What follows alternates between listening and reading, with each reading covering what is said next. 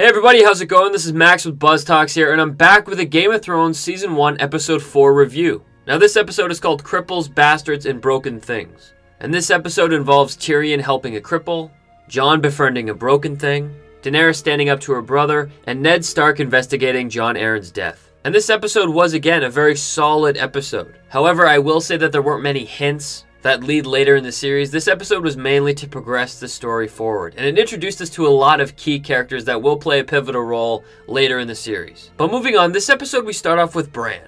And we see Bran shooting arrows and he isn't a cripple, and he ends up seeing a three-eyed raven. And this three-eyed raven leads him to the crypts of Winterfell. And overall, I just want to point out that these dreams are very significant. In the early part of the show, Bran sees a lot of visions with the three-eyed raven. And this is the first time we see him, and the three-eyed raven leads him to the crypts. So the question is why? And I think it does become rather simple when you realize that the three-eyed raven that Bran is seeing is actually his future self. And which one of you was a marksman at 10?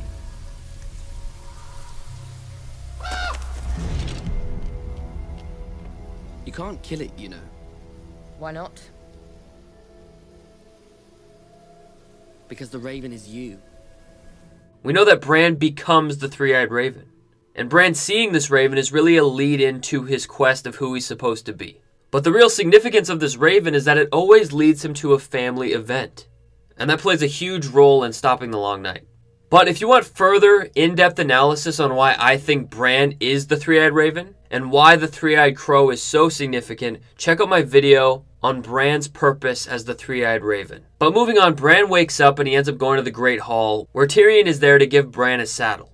And I really think this moment just speaks to Tyrion as a character. He really has a soft spot for the people inflicted. He has a kind heart. And I think this really shows Tyrion's role as kind of a caretaker and a teacher. We saw him earlier teaching Jon Snow perspective, and now we see him over here with Bran helping him embrace the fact that he's a cripple. And I think that's so significant to his character because tensions are so high right now between the Starks and the Lannisters. But yet, Tyrion is always in situations where he's caring and helping the victims of his family. And I think that's significant because he eventually does turn on them. But most importantly, we've only seen 4 episodes of Game of Thrones so far, and Tyrion has seriously impacted the life of 2 Starks, Jon Snow and Bran Stark. And I find that really funny and ironic because they're considered the enemy of his family, and yet he's helping them the most. But then after that, Tyrion leaves and he ends up confronting Theon, and they have a discussion about Theon's past and being Ironborn. And Tyrion points out that Theon is actually his enemy's squire. And I just wanted to point out this confrontation because it comes back up in Season 6. Last time we saw each other was at Winterfell, yes? You were making jokes about my height, I seem to recall. Everyone who makes a joke about a dwarf's height thinks he's the only person ever to make a joke about a dwarf's height. The height of nobility, a man of your stature, someone to look up to. You're all making the same 5 or 6 jokes. But then we move on to Daenerys, and we're really starting to see her become comfortable with the Dothraki. Viserys is really pissed off because Khal Drogo has his Dothraki army, and they're going in the wrong direction. And it just shows how little control he has over the Dothraki. And I think that in hindsight, it makes Daenerys' rule over the Dothraki that much more powerful, because she earned it for herself. But then we learn about Jorah and how he started selling slaves for his wife, and I think it's really important because it shows some backdrop to his character. Because now in the show he's seen as this giant hero and he's a great guy, but I think it's important to really understand his dark past. And I think that's the epitome of Game of Thrones, is that every character is a shade of gray. But then we get a specific Viserys scene, and he's with Dorea.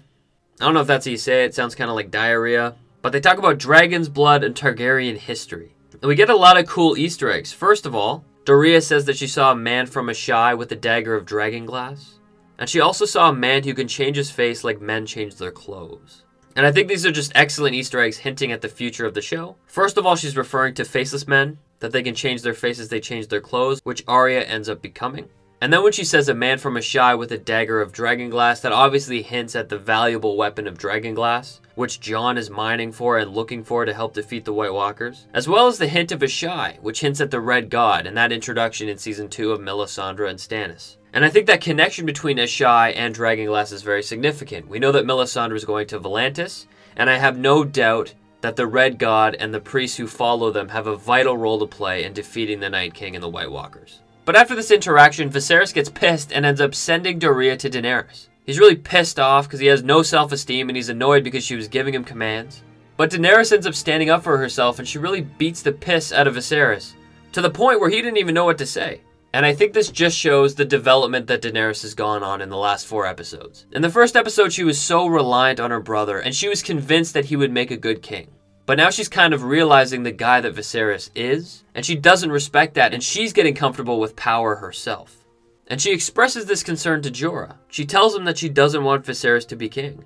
And she tells him that she knows that he cannot effectively lead an army, and she has doubts that she will ever return home because of Viserys' leadership.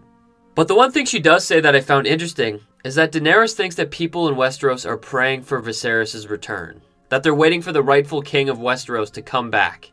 But Jorah then teaches her a lesson that sticks with her. He says that people in Westeros only wish for rain for their crops and the health of their family. They don't really care who sits the throne. And that really stays with Daenerys, and she expresses that all the way later in season 7. They cry out for their true queen. They drink secret toasts to my health. People used to tell my brother that sort of thing, and he was stupid enough to believe them. But moving on to Castle Black, not much happened in Jon Snow's story. The most important thing is that we were introduced to Sam. And Sam also got the piss kicked out of him. And we end up learning about his very tragic story. And then Jon pretty much vouches to protect him. Jon tells Gren and Pip to stop hurting Sam. He also uses Ghost to try and scare Rast into not hurting Sam anymore. And I think that this storyline really just builds on the progression of last episode. Benjen and Tyrion collectively taught Jon about perspective, as well as reminding him that he's not better than anyone else, kind of taking away his arrogance. And really, because of that advice, he befriended Sam. We even see them talking about girls. And we get a deeper insight on Jon with his integrity and who he is. How he doesn't really want to sleep with anyone because he doesn't want to have another bastard child. But speaking of people who have bastard childs, we follow Ned Stark in King's Landing. And his story isn't too significant to the overall plot of all of Game of Thrones. It's more of a progressional plot where Ned is investigating what Jon Arryn was doing before his death. And we see him talking to Pycelle and getting a book, and also talking to Littlefinger where he gives him advice on how King's Landing works. He ended up showing him Varys' little birds, Cersei's little birds, as well as his own, and told him to go check out the armory. And this is where he found Gendry, Robert's bastard son. And I wanted to point out that Gendry said that his mother had yellow hair. And I think they just really wanted to push home that the seed is strong. Even though his mom had blonde hair, he is still brown-haired like his father. And that's why it justifies that Tommen, Joffrey, and Myrcella are illegitimate children. But we also get some heartwarming scenes between Ned and Arya. And the bottom line is that Ned was telling Arya about Bran and what he can be when he grows up. And Arya wanted to be those things too. She wants to be a fighter. She wants to have power and authority. But Ned brushes her off and says that she will be a princess in a castle with many kids. And she says that that's not her. And that plot point ends up coming full circle when Arya meets her direwolf again.